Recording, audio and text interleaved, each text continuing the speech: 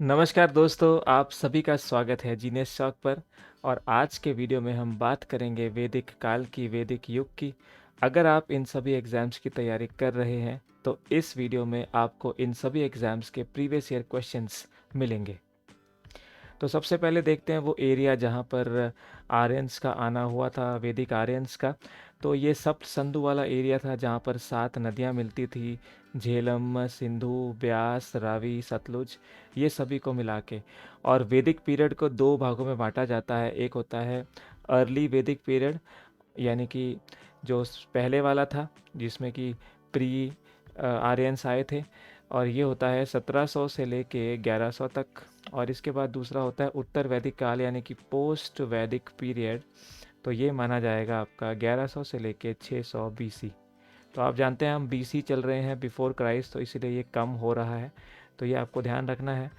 और इस तरीके से यहाँ पर हम लोग पढ़ने वाले हैं वैदिक कल्चर के बारे में। यहाँ पर आर्यंस आए थे इस तरीके से हमारे इस एरिया में, और बाकी जगह भी कहाँ कहाँ पर कौन कौन आया है वो सब यहाँ पर दिया गया है, तो आप देख सकते हैं। तो चलिए, पहला क्वेश्चन है, द होम ऑफ गार्गी, मैत्री एंड कपिला वॉज एट। तो गार्गी, मैत्री और कपिला का घर कहाँ पर है? तो ये तीनों सबसे पहले दार्शनिक थे, फिलोसोफर थे। और कहाँ के फिलोसोफर थे?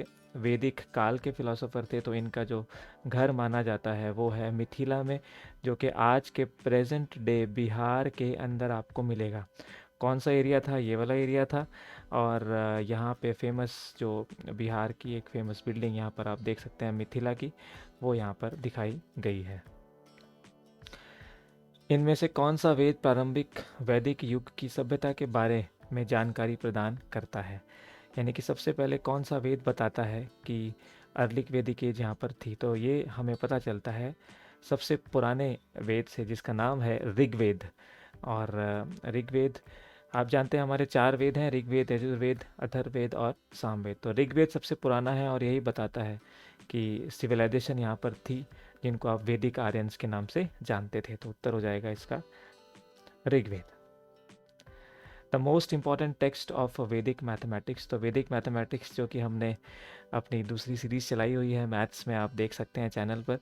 तो उसका सबसे इम्पॉर्टेंट टेक्स्ट किसे माना जाता है? तो इस तरह से टेक्स्ट फॉर्म में ये हमें मिले हैं।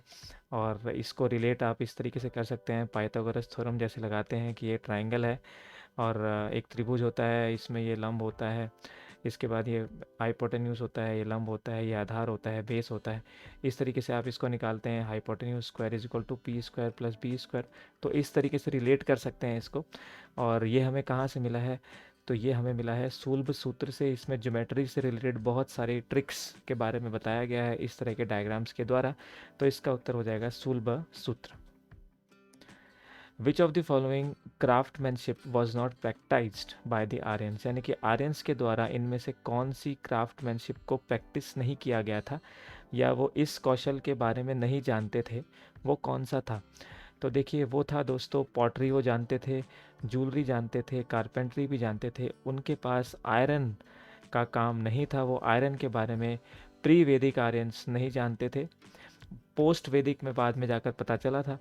पर यहाँ पर आर्यंस की बात कर रहा है तो स्टार्टिंग में ही की बात कर रहा है, क्योंकि बाकी सब के बारे में तो जानते थे। ये आप यहाँ पर प्रूफ देख सकते हैं, पॉटरी से रिलेटेड, कारपेंटर से रिलेटेड, और यहाँ पर जूलरी भी इन्होंने काफ़ी बनाई थी। तो इसका आंसर हो जाएगा लोहार के, लोहे के बारे में नहीं जानते थे, इसकी कारीगरी इन्होंने नहीं की थी। तो ये पूछा गया है एसएससी सीपीओ एसआई 2003 में। बहुत इंपॉर्टेंट क्वेश्चन, सत्यमेव जयते आप जानते हैं भारत के राज्य प्रतीक में सत्यमेव जयते शब्द से लिए गए हैं। और कौन से शब्द से लिए गए हैं?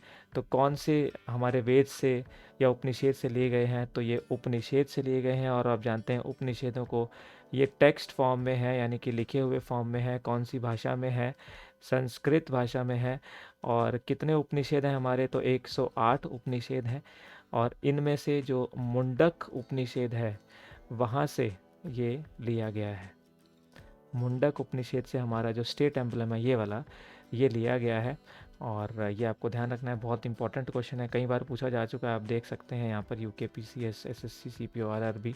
तो बहुत इंपॉर्टेंट, तो मुंडक उपनिषेद से लिया गया है सत्यमेव जयते हमारे देश का स्टेट एम्बलम।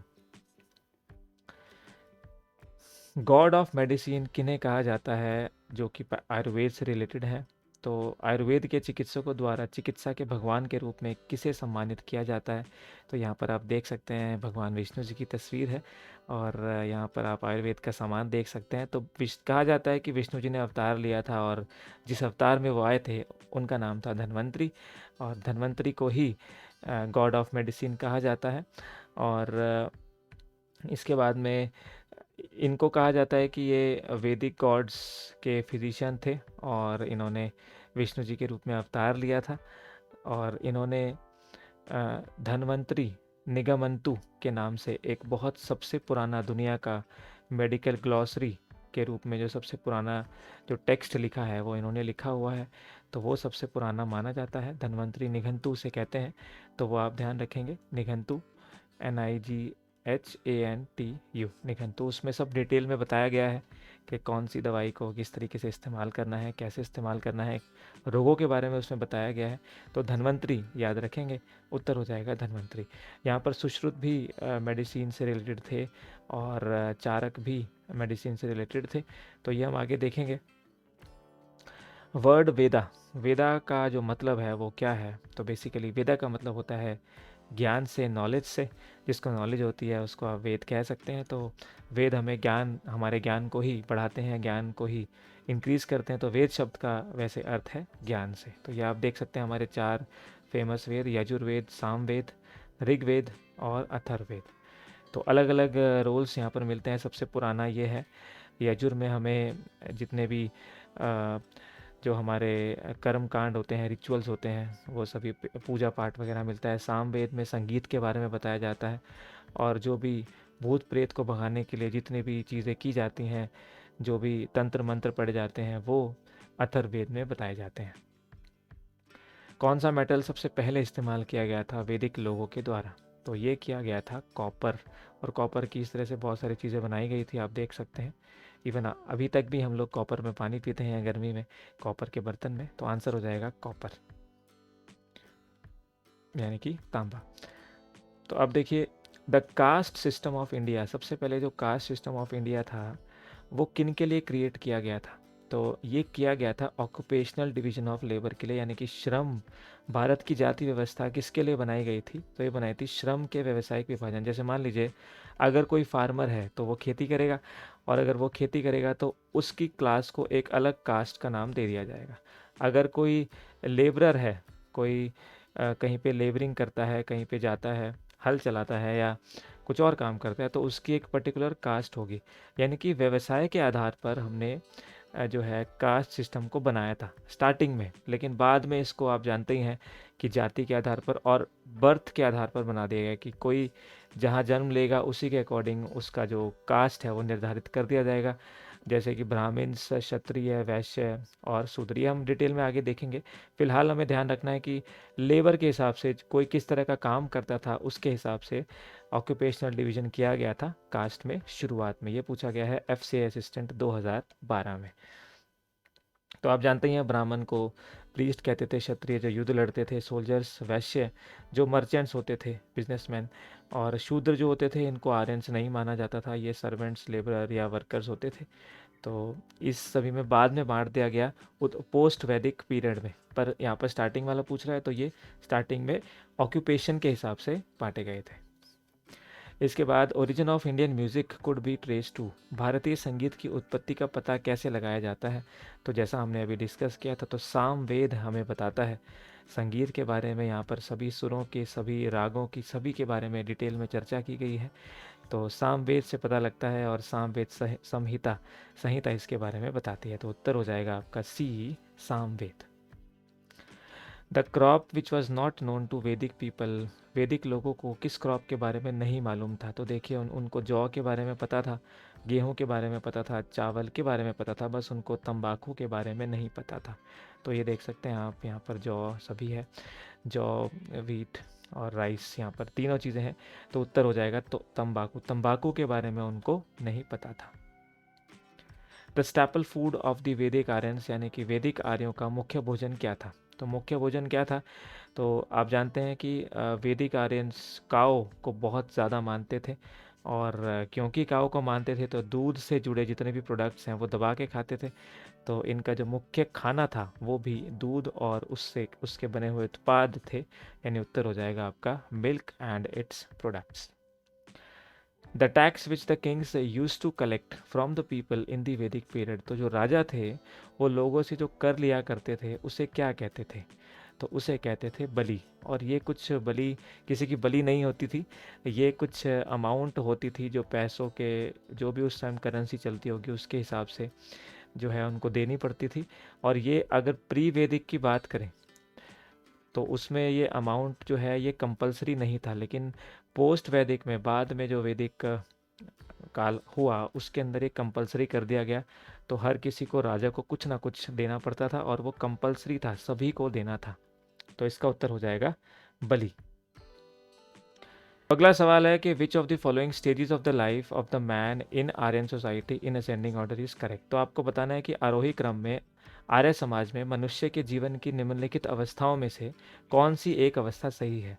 तो सबसे पहले देखिए आएगा, इसमें सबसे पहले क्या आएगा? सबसे पहले आएगा ब्रह्मचर्य। ब्रह्मचर्य यानी कि आप स्टूडेंट जब होते हैं, इसके बाद आपकी शादी हो जाएगी। देखिए ये ब्रह्मचर्य, जब आप शिक्षा ग्रहण करते हैं, जब आप स्टूडेंट होते हैं। इसके बाद सेकंड नंबर पे आएगा गृहस्थ, यानी कि अब आपकी शादी हो जाएगी, आप सबकी शादी हो जाएगी पढ़ने के बाद। और इसके बाद आता है आपका वानप्रस्थ, यानी कि आप क्या ले लेते हैं? रिटायरमेंट ले लेते हैं। और रिटायरमेंट के बाद आप संन्यास ले लेते हैं, आप जंगलों में चले जाते हैं और बस भगवान की प्राप्ति में निकल जाते हैं। तो आर्यन सोसाइटी में ये चार जो थे ये थे। तो सबसे पहला ब्रह्मचर्य, स्टूडेंट लाइफ, गृहस्थ यानी कि मैरिड लाइफ, वानप्रस्थ यानी कि रिटायर्ड लाइफ, उसके बाद संन्यास ले लेते हैं और फिर जंगलों में भगवान के पास चले जाते हैं और पूजा करते हैं। तो इसका उत्तर हो जाएगा आपका ऑप्शन ए।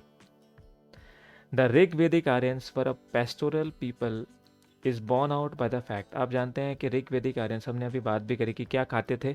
तो सबसे इंपॉर्टेंट फूड उनका मिल्क ही होता था, क्योंकि काउज को बहुत ज़्यादा रिस्पेक्ट दी जाती थी और जिसके पास ज़्यादा काव होती थी उसको सबसे ज़्यादा अमीर समझा जाता था। पेस्टोरल का मतलब यही है।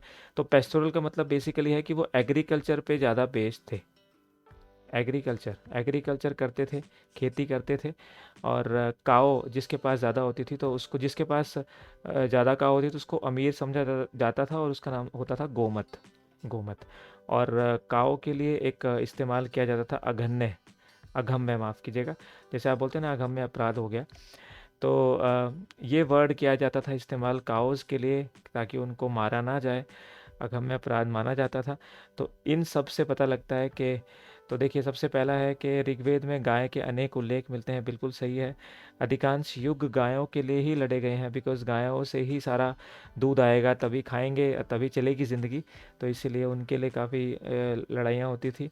और जो पुजारियों को गिफ्ट दिए जाते थे वो भी गायें ही होती थी, बिल्कुल सही है। और ये कह रहा है ऑल ऑफ द अबव, तो ये ऑल ऑफ द अबव हो जाएगा, यानी उपरोक्त तो सभी सही है।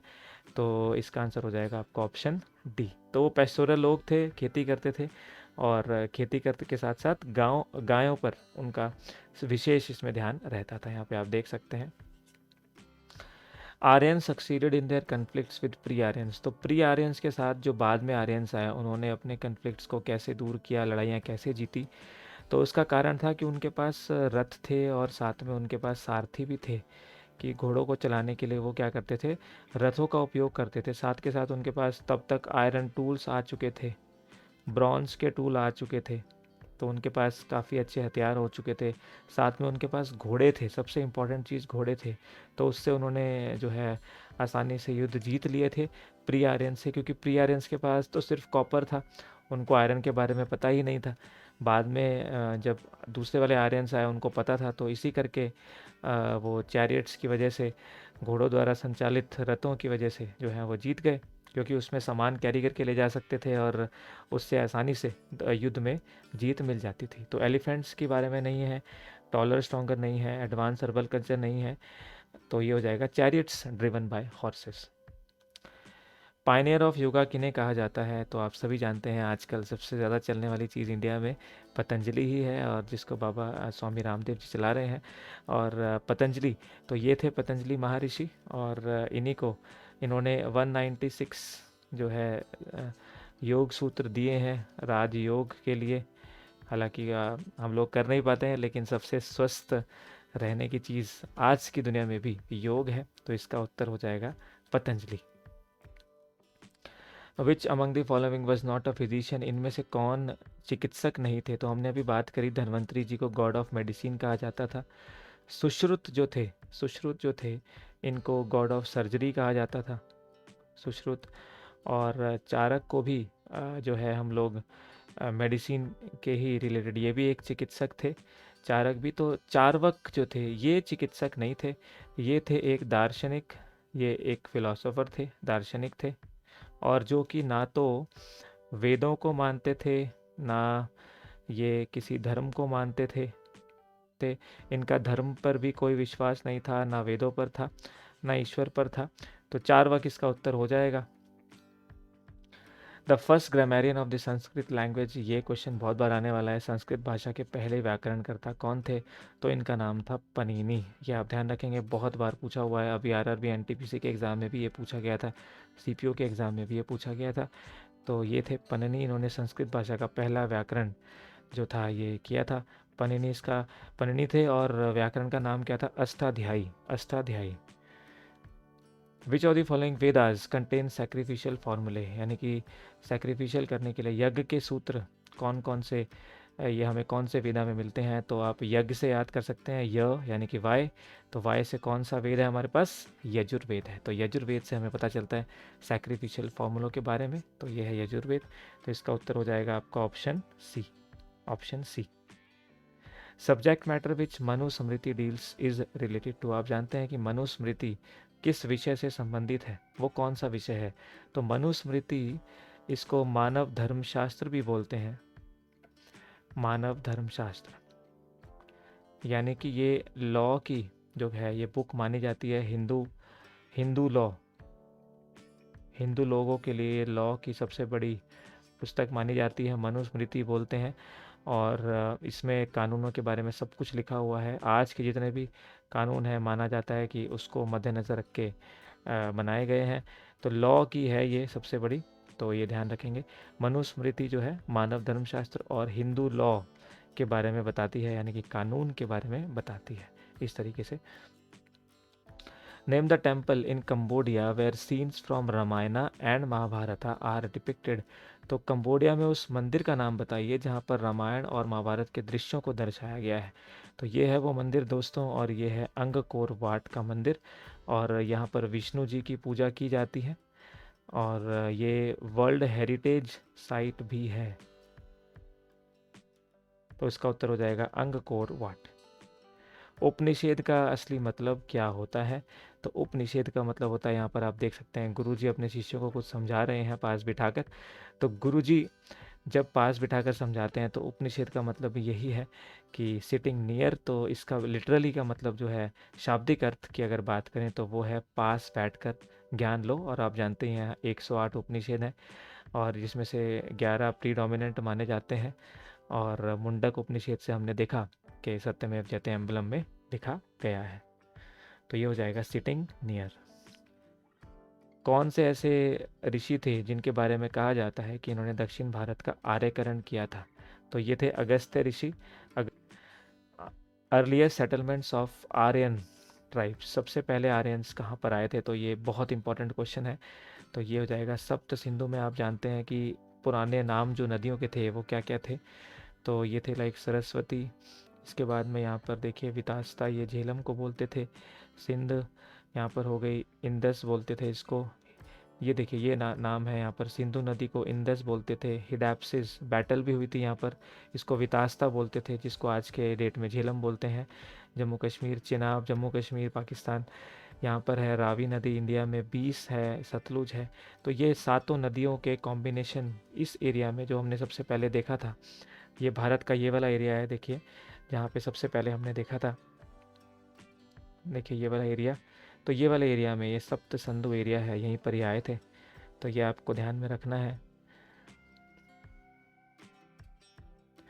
तो कहाँ पर आए थे? सप्त सिंधु में। सप्त सिंधु का मतलब वो 7 पवित्र नदियाँ जहाँ पर मिलती हैं।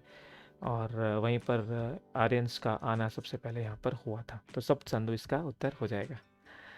पंचतंत्र की कहानियाँ किन्होंने लिखी हैं, बहुत बार पूछा गया है, हम बचपन में इन्हीं कहानियों को पढ़कर बड़े हुए हैं। तो ये लिखी थी श्री विष्णु शर्मा जी ने। सबसे पहले भारत पर आक्रमण किन्होंने किया था, तो वो थे जिनके बारे में हम पढ़ ही रहे हैं, तो ये थे आर्यंस। तो आर्यंस आए थे और ईरान साइड से, और जो आज का जो वेस्ट वाला एरिया है, वेस्ट एशिया वाला, वहाँ से आए थे। तो आर्यंस इसका उत्तर हो जाएगा, आर्यंस। आपको बताना है ऑड वन कौन सा है। तो सामवेद, यजुर्वेद, ऋग्वेद, ये तो सारे हमारे वेद हो गए।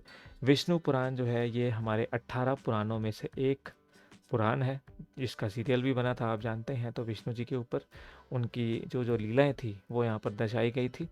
और तो इसका उत्तर हो जाएगा विष्णु पुराण।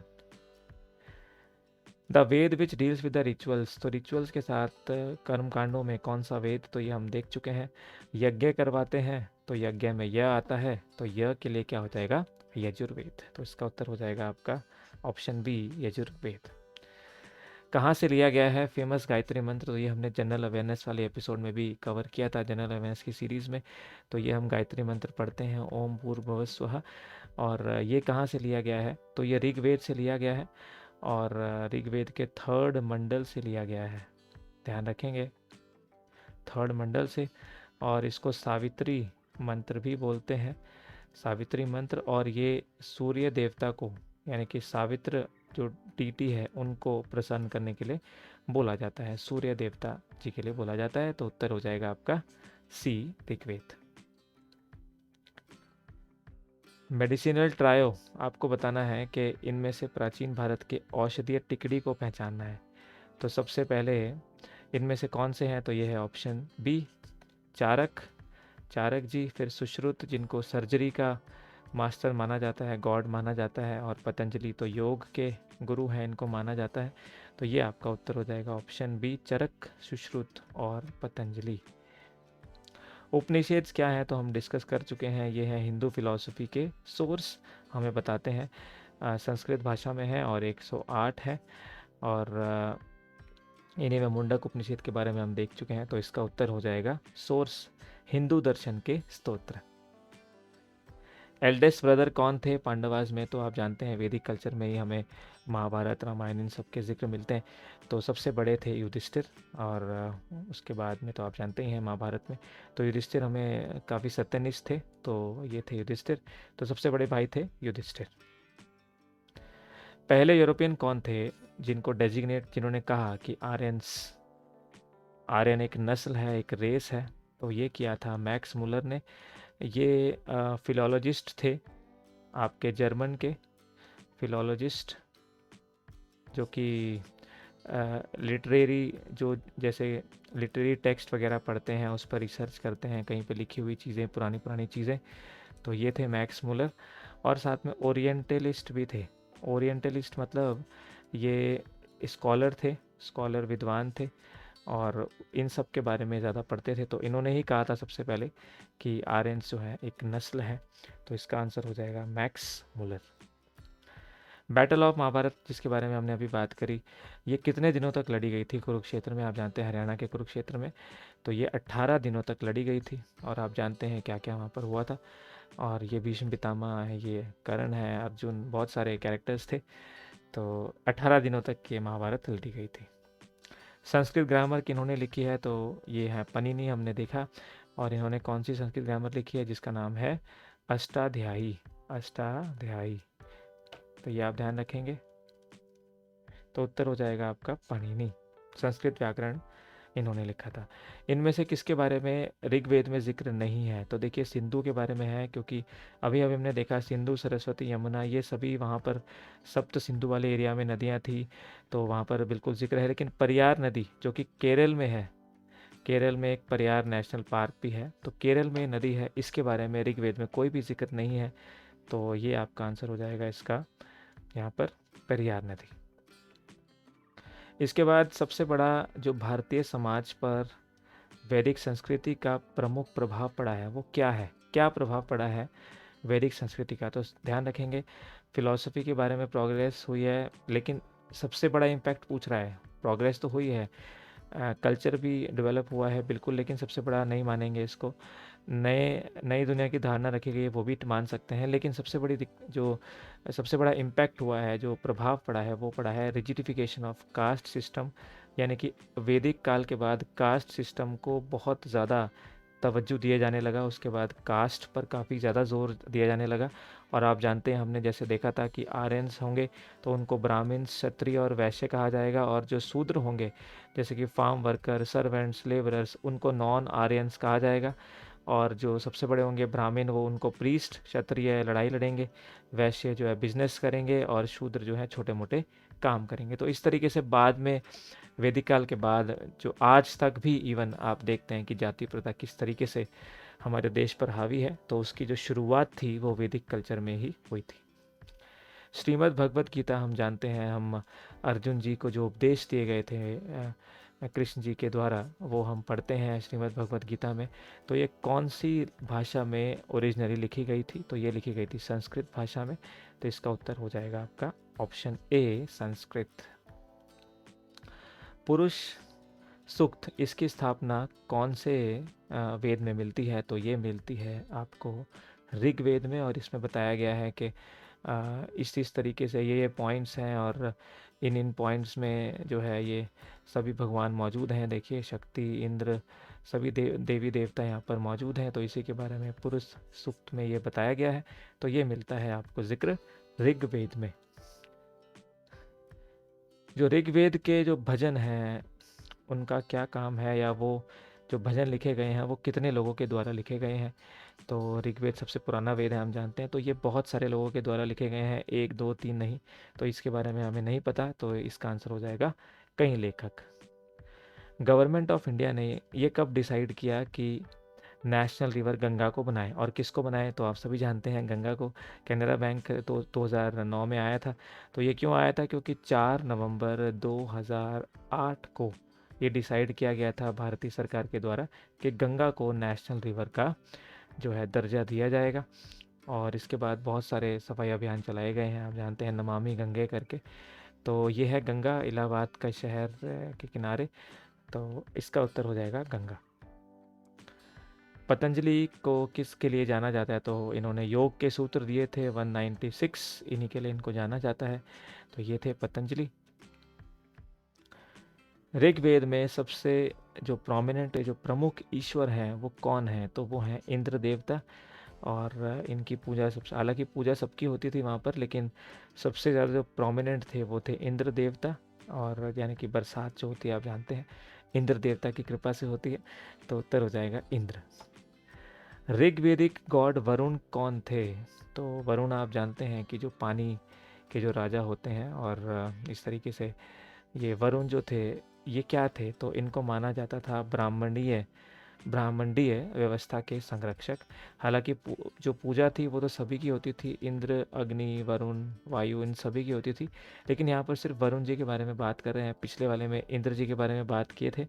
तो यहाँ पर प्रोमिनेंट ऋग्वेद में थे इंद्र जी।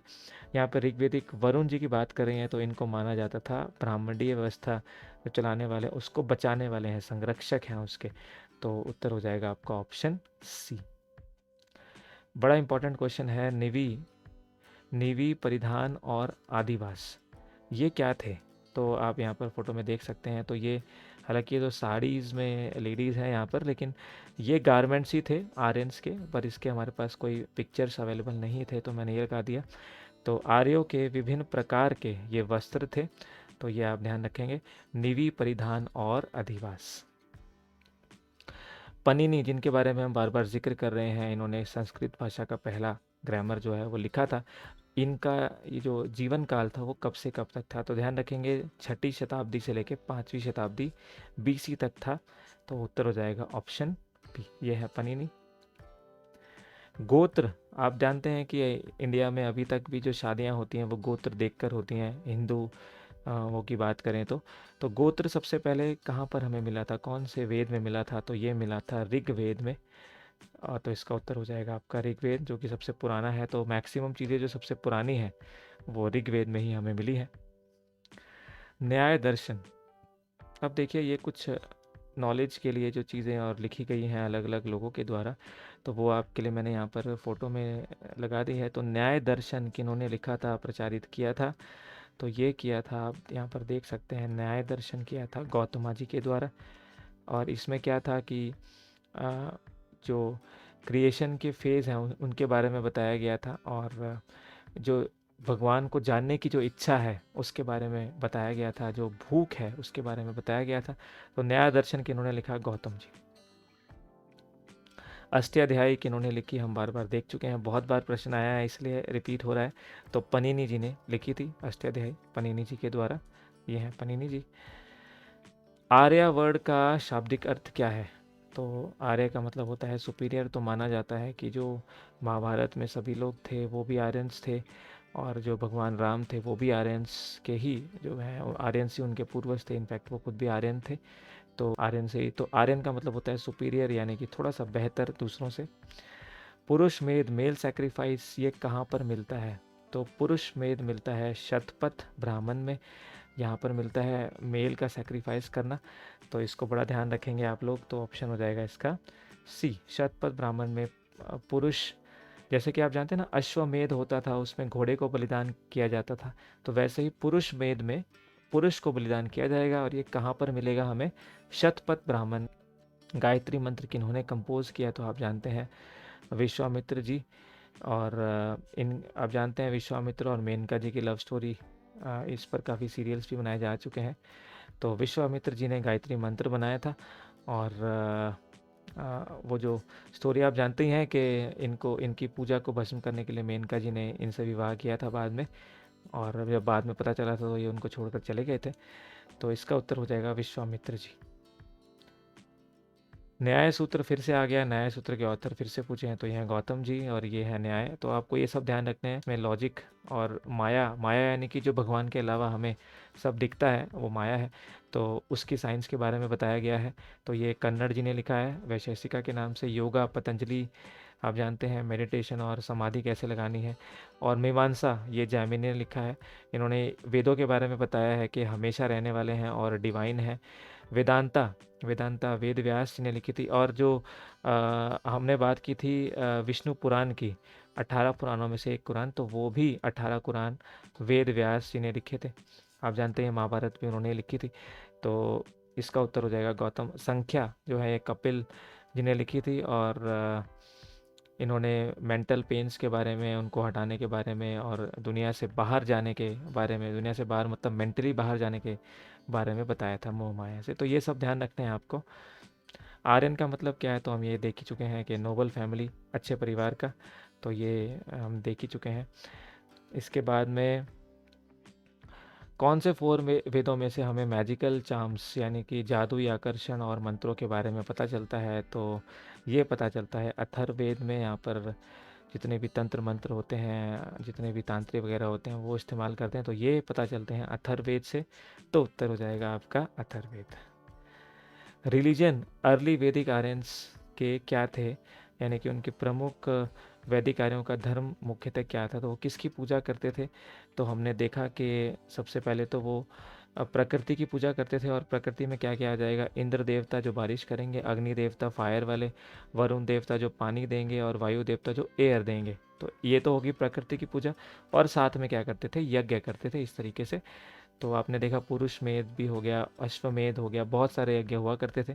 तो इसका उत्तर हो जाएगा आपका option C, worship of nature and yajnas. Yajnas यानी कि यज्ञ। उम्मीद करता हूँ आपको मज़ा आया। ऐसे और सेशंस के लिए हमारे चैनल को सब्सक्राइब कीजिए। आपका बहुत बहुत धन्यवाद।